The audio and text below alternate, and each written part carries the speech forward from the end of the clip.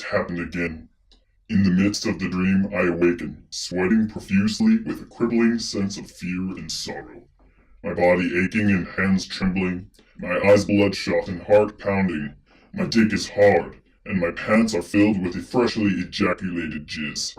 My bed is soaked with urine, and the aroma in the air is thick and foul with the odor of shit. The black man visited me in my dreams again. The black man, not only is he a Negro, but his soul is blacker than the sun. It has all begun when I was a boy, at the tender age of just 7. I would roam the neighborhood to play from dawn to dusk.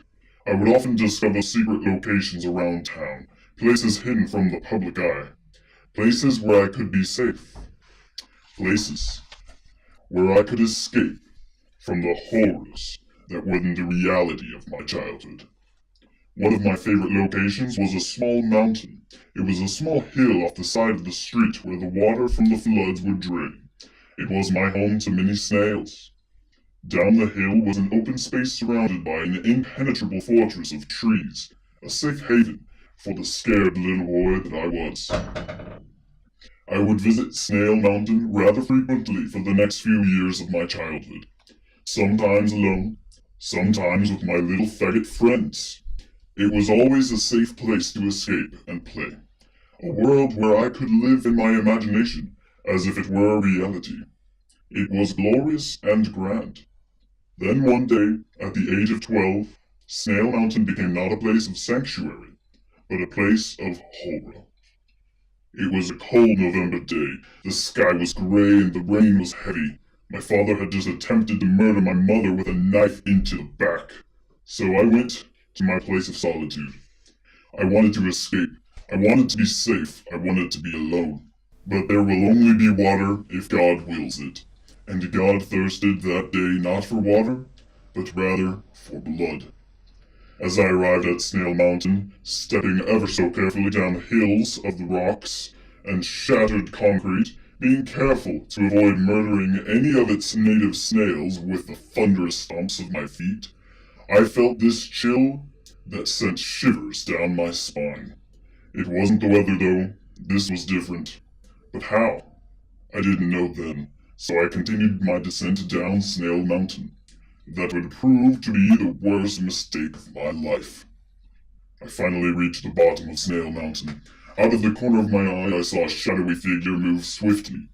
Though the sound of the rain I heard the rustling of wet leaves and the gentle snapping of twigs. An overwhelming sense of fear engulfed me. I panicked. I was frantically looking in all directions. I saw nothing. Then as I looked back, ahead of me, for but if a split second I saw the silhouette of a man approaching me. Then, blackness. Nothing. When I came to, I was at Snail Mountain. I was naked and hog-tied. My face was shoved into a crevice where 2 tree limbs split, and there was a hole resembling a woman's pussy. The tree pussy was oozing with sap and stuck to the side of my face. Moments later, a man grabbed me by the hair and threw me face first into the ground. I rolled over and I looked at him. The man was black and terrifying. Behind him stood 2 accomplices. One a larger gentleman who between his legs wielded a wonderful cock, dangling out in the open in all its glory, and the other a normal-sized homosexual with gay-ass sunglasses on. "Marcus," said the black man, "you little fuck!" "Greetings, faggot," the homosexual shouted. "Ha ha ha ha ha ha," the large man with the wonderful cock lolled. What is this?" I whispered as tears began to roll slowly down my face. Who are you?" "How rude of us not to introduce ourselves. I cry you pardon, young slut," said the black man. "My name is Derek Avery. The gentleman to my right with the stupid sunglasses is Johnny Gilbreth. And the big guy to the left swinging his fat cock around is Josh Palladino. We are the Trio of Doom. We have traveled back in time under the orders of the Crimson King to take care of a little problem. You see, Marcus, you grew up to be a real thorn in the Crimson King's balls, and we simply cannot allow that to continue. So what better way to eliminate a problem than to eliminate it while it's young and vulnerable? Yeah, faggot, John the homosexual screamed. Josh wants sex! Josh fuck small boy! The man with the wonderful cock muttered incoherently. Derek the Black, clearly irritated, shouted at Josh. God fucking damn it, Josh, put your wonderful cock back in your pants. You can fuck the boy later. Josh's deviant grin of terror turned into a frown, but he did as his master bid him, and holstered his wonderful cock back in his pants. For now, at least. What the fuck? I said, confused. John Homosexual, with his hands gripping ever so slightly on his own concealed cock, said to me, Oh my god, shut the fuck up, you little faggot, and get ready to take your medicine. We got in touch with the Crimson Doctor, and he prescribed you all this dick. Yeah, said Derek the Black, ever so menacingly.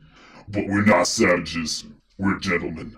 So we're gonna get you high before we fuck your goddamn brains out. Grumbled the large idiot Josh. And so it began. From that moment on, I heard not one word from the trio of doom. Or maybe I did.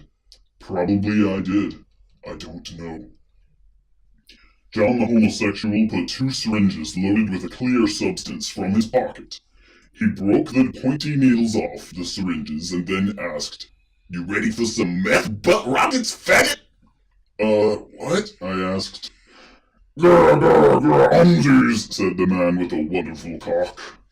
Derek the Black approached me. He planted both hands firmly on my buttocks and slowly spread my butt cheeks apart.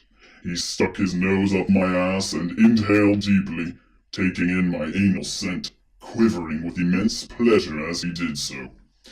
Brace yourself, Marcus. You finna blast the fuck off, nigga. John the homosexual then approached me and inserted the meth-loaded syringes into my anus. Then he said, Butt rocket time, bitch! And injected no less than 2 grams of methamphetamine into the ass of a child. I temporarily went blind.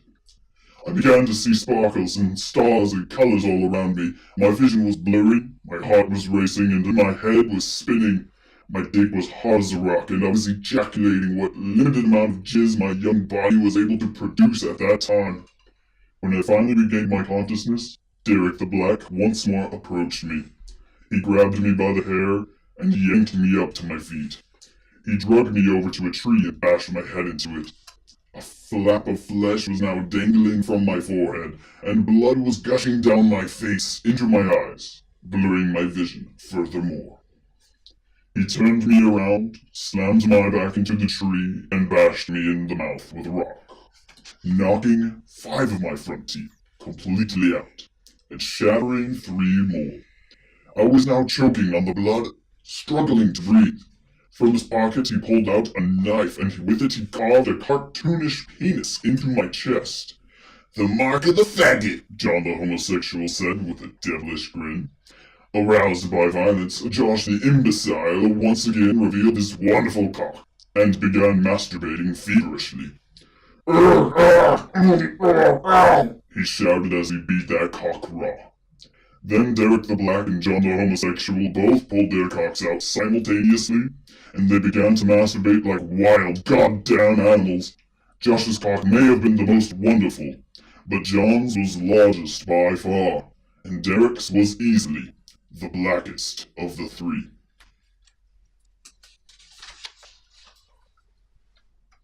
I was high as fuck. I was crying, I was pissing and shitting and jizzing all over the place. I was beyond terrified of what was happening to me, and rightfully so. Derek the Black approached me and rammed his dick down my throat. I would have attempted to bite it off had he not already knocked me all my teeth out. And then John the homosexual approached me from behind and began eating my ass. And although I was scared and still shitting, he continued to munch on that butt, poop mustache and all. When John was done eating ass, he went over to Derek, pulled out his dick out of his mouth and put it into his own. He was masturbating with great joy while performing oral sex on Derek. Josh, taking advantage of the vacancy in my asshole, ran over to me and began violently to butt-fuck me. He moaned and howled with horrific joy, like a rabid wolf. He then pulled his dick out, covered in blood and shit, flipped me over, and ejaculated his retard seed onto the cartoonish penis carved into my chest. He then bent over, spread his own butt cheeks apart, and invited John, with his cock so large, to fuck him in the ass.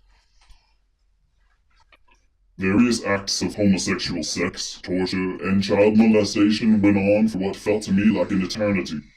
And given that the Trio of Doom could manipulate time in ways that I never understood, perhaps it was indeed an eternity. But eventually, the abuse ended, and a thing happened. Derek, apparently sexually satisfied at this point, pulled out a pistol. He then, out of nowhere and without warning, executes both John the homosexual and Josh the idiot, and his accomplices lay there dead.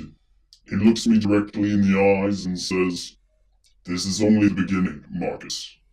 We are not done with you yet, not by a long shot. My accomplices and I may be leaving this world for now, but there are other worlds than these. We will be back for you. Maybe tomorrow, maybe in 20 years, but we will be back. Have no doubt about that.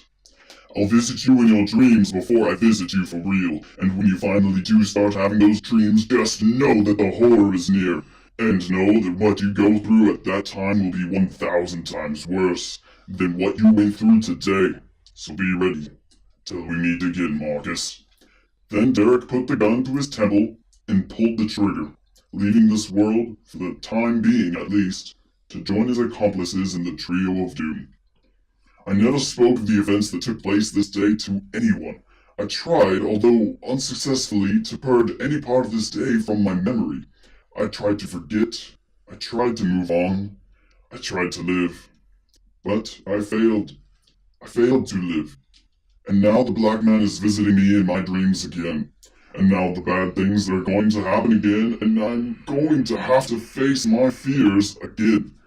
And now I'm going to have to run from my memories and hide from my emotions. Again.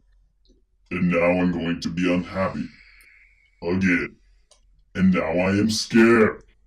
Again. I am scared to live. And so it is told, the first phase of my becoming.